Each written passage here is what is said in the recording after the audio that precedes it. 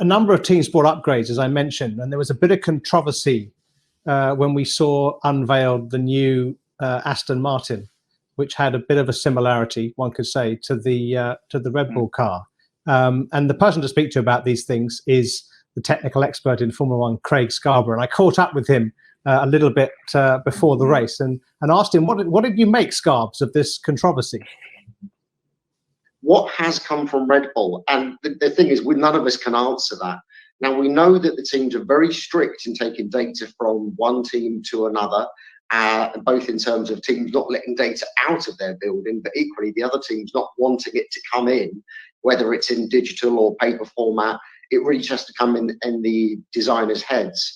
So, I mean, I think this is a bit of a storm in a teacup, because when you do look at it in detail, there's only about 3 or 4 surfaces that are very similar. Lots of other bits like the undercut, the front of the side pods, other aspects of the car are completely different. But to be honest, if I was an engineer going from one team to another, it wouldn't be the side pod design that I would take the data forward. It would be, statistics of, the targets of downforce and drag they were aiming for, the shape of the underfloor, bits of software that help you design things, stuff like that. It wouldn't be the side pod top, because that really doesn't give you that much performance, as we've seen from the Aston Martin already this weekend in Barcelona.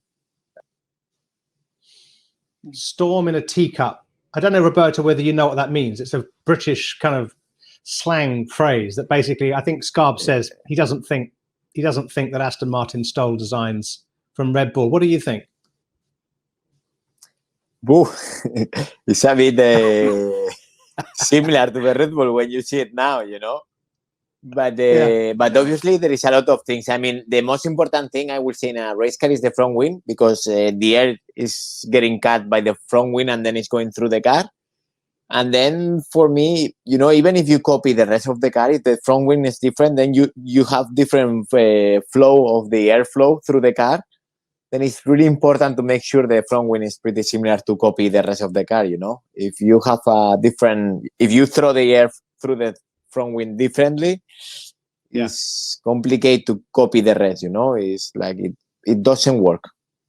So what are you saying? Because obviously, obviously I was with my team. I say, why we don't copy the Mercedes, just copy the car. Don't try to do. And they say, no, we need to copy everything. The front wing is especially, and then the rest, it will come. But they say it doesn't work like that. So simple.